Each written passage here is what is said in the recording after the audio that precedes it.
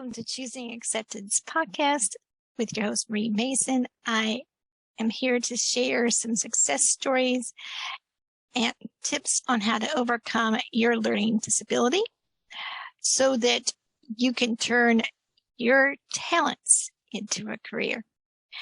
And I love to inspire children and parents and teachers with learning disabilities to go beyond their limits so that they can make a bigger impact in the world.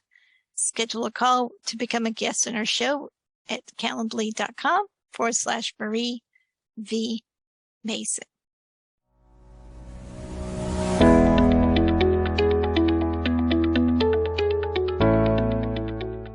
Welcome back to the Choosing Acceptance Podcast with your host, Marie Mason.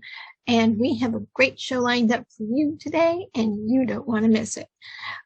Today, I'm joined by my talented co-host, Ebuka Jestoc, who handles our video editing and our voiceovers for our show all the way from Nigeria. Welcome, Ebuka, to our show. I'm so glad to have you here. So on today's episode, we will be sharing some great tips on how to overcome your learning disability and turn your talents into a career. So stick around to the end of each episode where we will share some great resources to help you understand and improve your learning disabilities. Before we bring your speaker up today, I am going to share some top tips of the week, and then we'll go to a commercial break. Just to recap last week's episode for the top tips of the week, we talked about the 5 solutions to overcome dyscalculia, and I talked about choosing the right business tools. And this week's guest is actually going to talk about how to handle your anxiety at work. Let's get started. So, dyscalculia is a specific learning disability in math and can cause anxiety when an individual with dyscalculia struggles to perform mathematical tasks such as basic computation and understanding math concepts. When the individual with dyscalculia consistently experiences difficulties in math and cannot perform on the level that is expected based on age, intelligence, instruction, and effort, this can cause a problem where it can lead to math anxiety, which is characterized by a fear or apprehension towards math-related tasks. Anxiety stems from the experience of repeated failures and can also be further heightened by a negative reactions of others, including teachers, peers, and even parents, to math difficulties.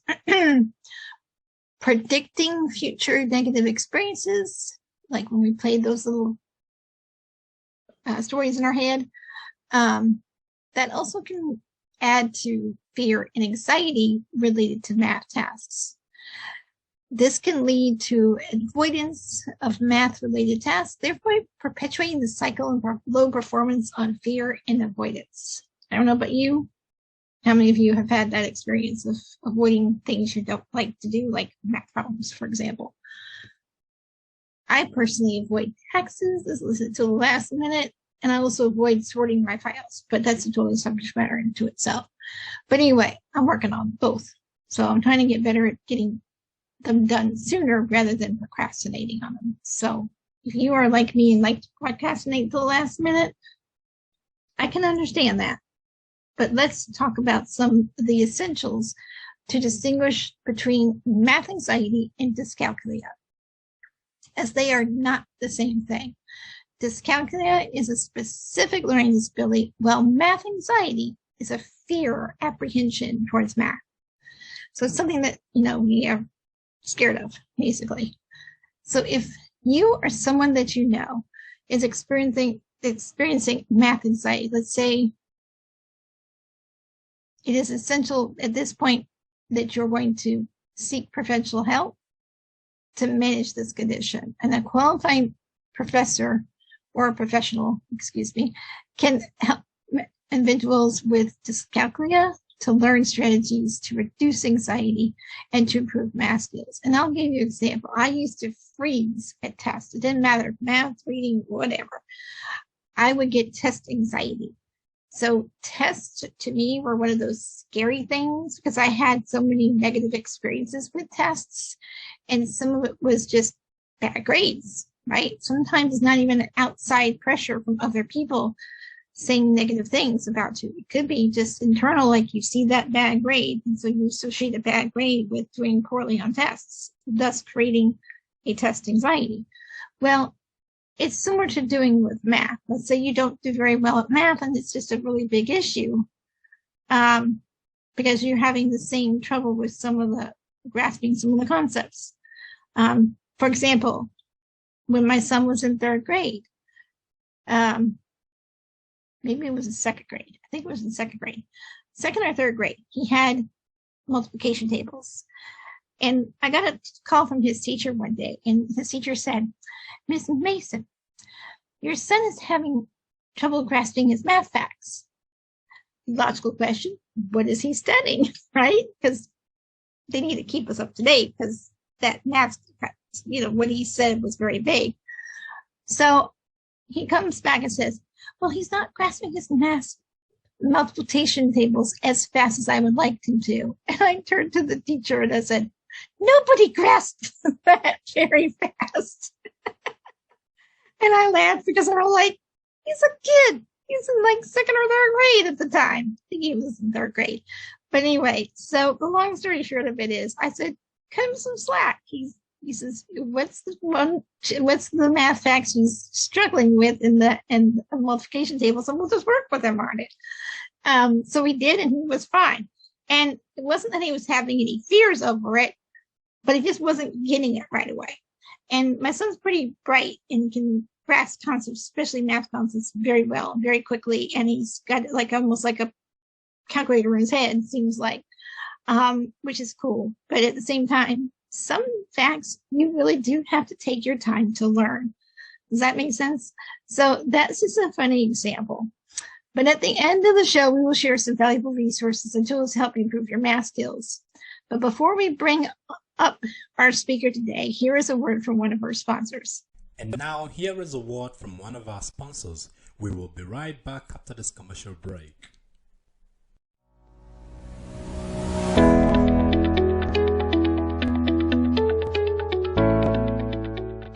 I'm Marie Mason. I am a business strategy coach. I run a mastermind group for online business owners where our members get to network, collaborate, and learn from one another in an exclusive environment. Our Business Academy takes a modern approach to business solutions by incorporating the latest technology and strategies to ensure that you hire a qualified team to handle your workflows.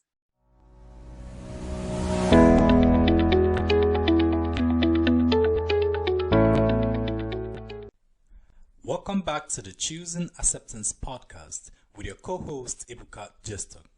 I handle our video editing and voiceovers for our show, and I'm coming all the way from Nigeria. We are excited to have you here with us again. The amazing Marie Mason has a varied and interesting career, from being a preschool teacher, an administrative assistant, a podcast consultant, to an author, a business strategy coach, international speaker, and our host for this podcast. Marie is passionate about inspiring people with learning disabilities to go beyond their limits and make a bigger impact in the world by turning their talents into a career. She has a wealth of knowledge and experiences to share with us today. Today's topic is, how do you handle anxiety at work? Thank you, Ebuka. I really appreciate the introduction. You do a great job with that. So, hi everyone. Today we're discussing the important topic of how do you handle anxiety in work. Now, keep in mind, if you're like in college or even in other high school or other grades, you can literally apply these same kind of concepts to school as you can at work. So I'm just saying work because I'm helping people who are starting off with a job, and there's might be some anxiety there, or maybe you've been in a job position for a while and you're kind of built up anxiety because you don't have the coping skills to handle your anxiety. So what we're going to do today is we're going to provide some great tips and resources and tools to help you explore and pursue your career and lessen the anxiety related to it. Cool. All right. So Justice, this conversation is going to be an eye-opener that you don't want to miss. So let's get started. So Ebuka, do you have any questions for me? Thank you, Marie. How do you handle anxiety at work? Great question. How do you handle anxiety at work? Thanks, Ebuka. Going to answer that, and we'll run through 5 quick points, and then we'll jump into the next question. So basically, handling anxiety at work can be a challenging task, but there are several techniques that can help you manage it effectively. And before are some tips that can help you cope with anxiety at work. So let's get to the first one. You're going to pinpoint your triggers. We all have them. So you're going to need to identify the specific situations or tasks that trigger your anxiety, and then work out the strategies with a supervisor or someone that you trust to help alleviate these stressors. Recognizing them and knowing what triggers you is going to be half the battle, right? Then the second one is accept that uncomfortable feelings. Sometimes you just have to understand that anxiety is a normal response to stress, and that it's okay to feel a little anxious about something. Let's say you're trying to write a proposal for work, or you're trying to do a task, or you're trying to learn a tool, like a software tool, or you're trying to learn a process that they are getting you started in. Maybe they created a new process and you're learning that, and you're a little feeling like the butterflies in your tummy, okay? Recognize that it's okay to be uncomfortable when you're trying to start something, or learn something, or start a new job. I mean, there's going to be some minor stresses and even major stresses, and you just need to be able to be acceptable of those feelings and say it's okay to feel this way. And you also need to know what are those triggers that start those feelings. Okay, that's a reminder. 3, take short breaks. Don't be afraid to go and take short little 5, 10, 15-minute breaks throughout the work hours to help you de-stress and recharge. And you might want to work with your managers and let them know that this is part of your coping skills to handle anxiety, and see if they can work out those little short breaks to make it be effective for them and effective for you, so you can still get your job done, right? Every situation at work is different, so you're just going to have to go through their protocols. And then, like I said, talk to your managers, talk to your supervisors, and make sure you guys work out some arrangement where you can take those breaks, okay? Then self-care at home especially is important when managing anxiety. Prioritize getting enough sleep, eating healthy foods, and engaging in physical exercise. All are great stress reducers. If physical exercise is not something that you can do, find other ways to do it. Maybe do some crafts, maybe do some other activities. So whatever that looks like to you, okay? And forgive me, I do have some people that are cutting our grass in the backyard, and I'm trying to do this during that. So if you hear that, that's what you're going to hear. So forgive me for doing that. So remember, self-care is important. So really quickly, talk with a trusted colleague, like I said earlier, or a friend or a supervisor, and talking about your anxiety with someone who understands and can make the biggest difference in the world. I am super lucky that I have a business partner who's also my best friend outside of my husband and son and my family members and certain close friends. So I talk to my business partner more about my business stuff and also some other related stuff, because he and I can literally talk about anything. And then some friends are more likely to be more comfortable talking about family and fun stuff. So that's something that I also make sure that I do. So you need to find out who it is that you can trust. It's not going to go and blab to if someone is a colleague or a coworker or a supervisor. Make sure that what you tell, you're conscious of what you tell them, because you don't want something that's negative to go to a supervisor and then you get reprimanded for it. You've got to make sure that you still keep your P's and Q's, because remember, they're not your best friends at work necessarily, unless you're lucky to have that situation. So you still need to keep your P's and Q's and make sure that you've got a clear, short, concise message that you share with them. Maybe just giving them like summary bullet points and highlights instead of the whole stuff, and then go talk to a trusted friend outside of work, not related to work, that can help you through the more detailed stuff, or go get professional help.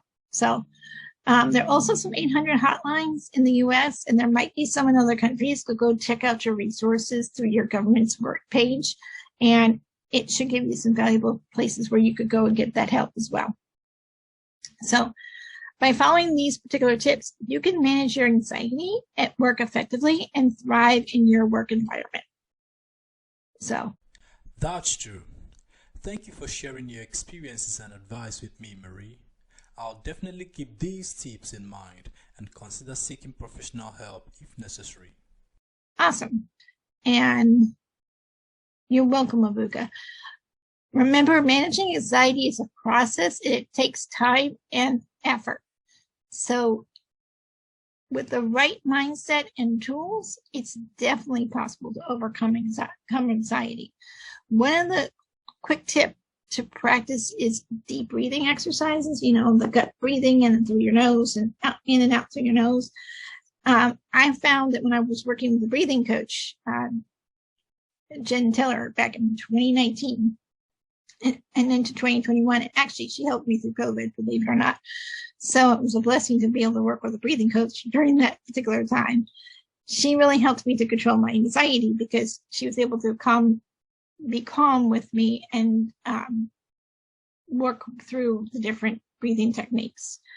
And it really, really helped. So I recommend, if you could find a breathing coach, that would be a good person to go to. That makes sense. I'll definitely try that. Sometimes I find myself feeling guilty for feeling anxious, and I end up suppressing my emotions. How do you deal with that? Great question about when you're feeling guilty or feeling anxious and suppressing your emotions. I really completely understand that. So when you're coming from that particular place in your life, it's really essential that you accept that anxiety is a normal response to stress, like I said before, and it's okay to feel anxious. So don't reprimand yourself for being anxious or, guilty or feeling any kind of emotion. I just have to remind myself personally that it's okay to take a step back and prioritize my mental health. Sometimes you need to give yourself a break from your work in order to get a fresh perspective on a task. I had been, for example, editing my content from my business course and from my business academy. And I'm getting ready to, and honestly, if I do it steadily for 3 days, I have to take a break and step back and just do something else, so I can refocus for a few days, and then I can come back with a fresh set of eyes and review it. And that makes it easier on me. It's really hard to go back to back, especially when there's a lot of content, to review everything several different times. Because I don't know about you, I tend to actually get really attached to my results and to my efforts on a project, including my course content.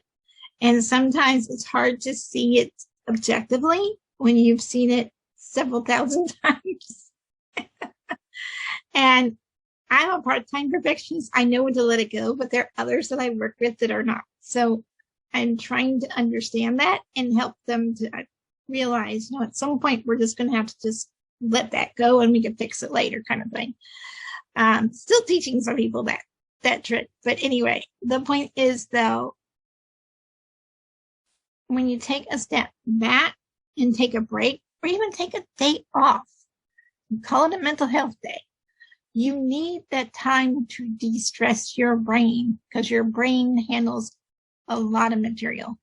So, and brings in a lot of information on a day-to-day basis. And sometimes you just need to take a mental health day and or even take like a half day, just do something to give yourself that break. Maybe take a half day off on Friday if you can, and then have the weekend off, or whatever.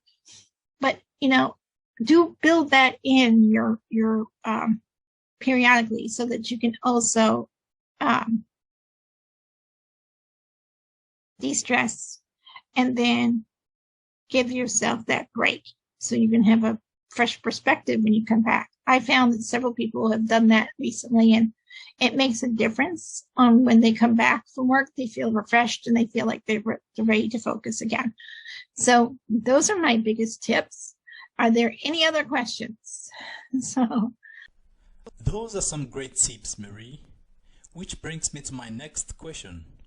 What resources are available to manage stress and anxiety at work? So, great question. Excellent. Love this one. What are the resources available to manage stress and anxiety at work? Here are the 3 quick resources to handle it for anxiety work that I actually kind of Googled. I should say actually Googled. But anyway, Indeed.com is a great resource. Career advice for career development is on this section. You can look up those 2 sections, and then should be tips to manage anxiety at work. So look that information up. Also, ADAA.org, and look up managing stress, anxiety in the workplace, disorders in the workplace. So that should give you some tips. Also, medicalnewstoday.com, and those have articles related to that topic. So we're getting close to the end of the show, Ebuka. So do you have any more questions for me? Yes, I do. Do you have a quick action tip for our audience regarding self-care that they can apply now? Okay. The action steps regarding self-care. Okay. I actually love this question. It's not something that's always addressed. So thank you for this question. So self-care is crucial, especially in times like these when you're feeling anxious, right? So build a routine around it. I try to incorporate a few activities into my daily routine. For instance, after saying goodbye to my family that goes to work at school, I start my day with doing a few simple chores to calm down my mind and then set the tone for the day. Because I feel like, okay, if I gotten a few little minor daily tasks done, some of it's household chores, sometimes it's business chores. So, and I have a few of them I do on a regular basis. So I get those done first because they're easy to do when I first get up. I don't have to think about them. It's routine. That sounds great. I've been meaning to start a new routine. What else do you do? Oh yeah, developing a routine is awesome. So what's the other question? Oh, what else do I do? Okay.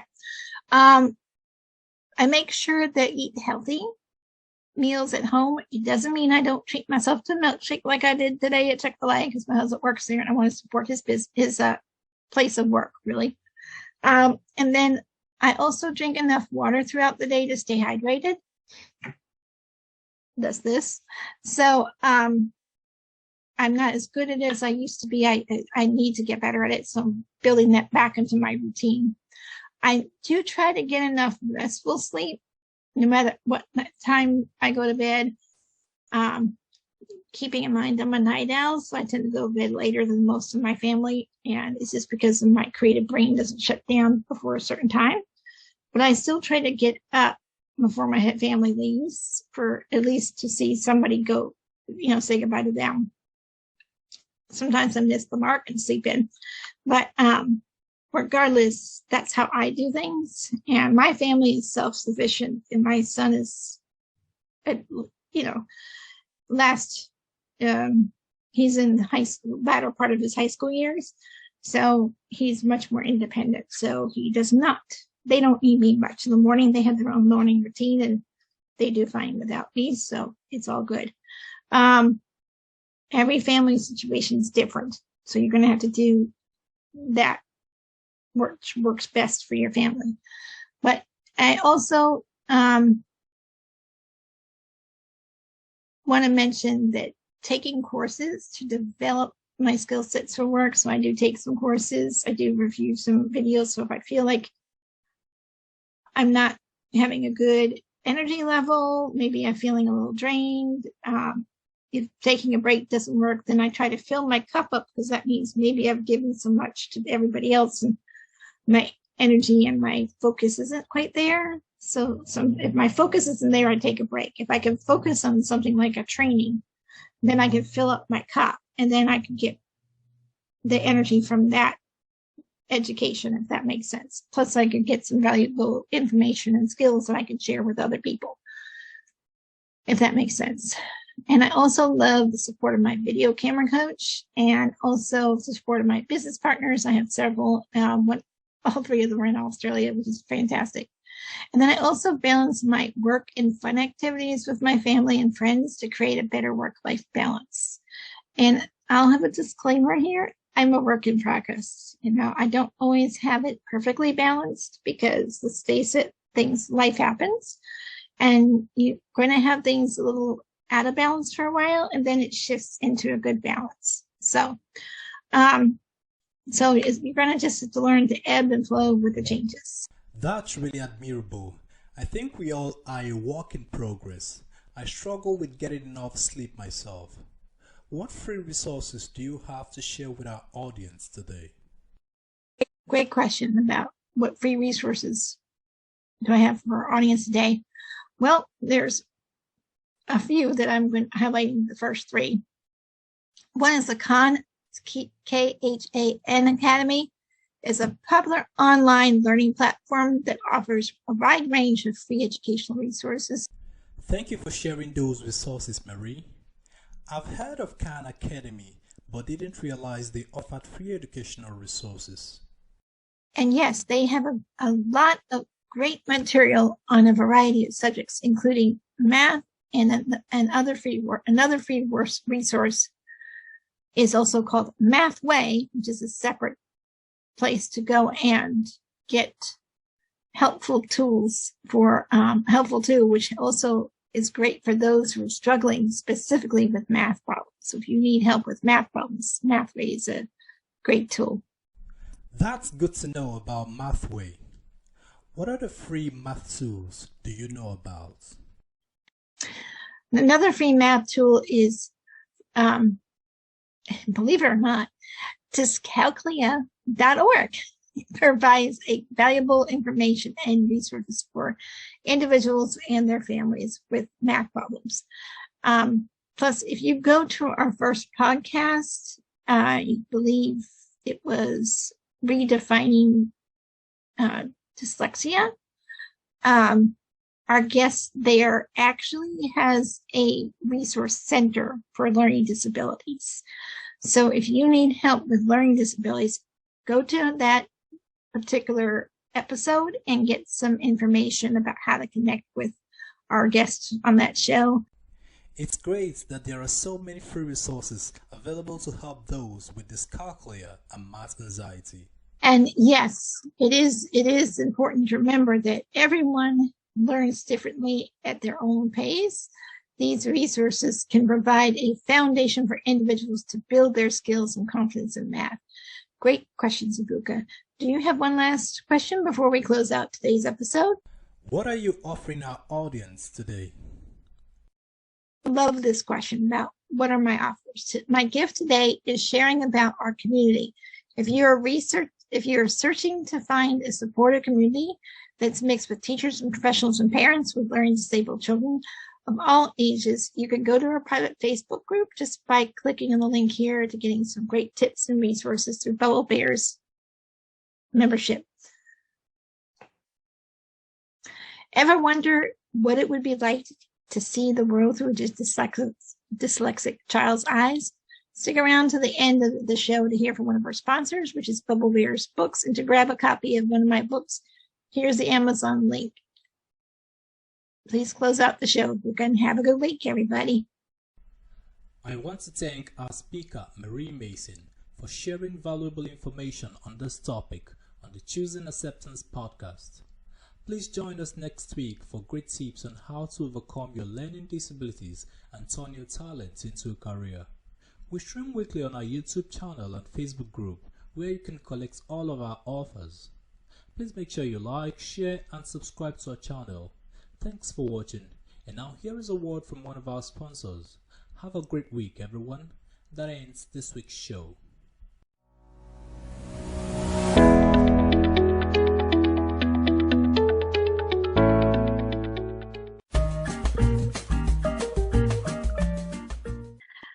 My name is Marie Mason. I am the author of Bubble Bear Special Problem. And this book destigmatizes learning disabilities in order to provide a better understanding of their learning process. It helps children to overcome their fear of learning disabilities so that they can contribute their talents by bringing awareness to how children should be treated in and out of the classroom. If you would like more to learn about this book, then go to Amazon.com and check out Bubble Bear Special Problem by Marie Mason.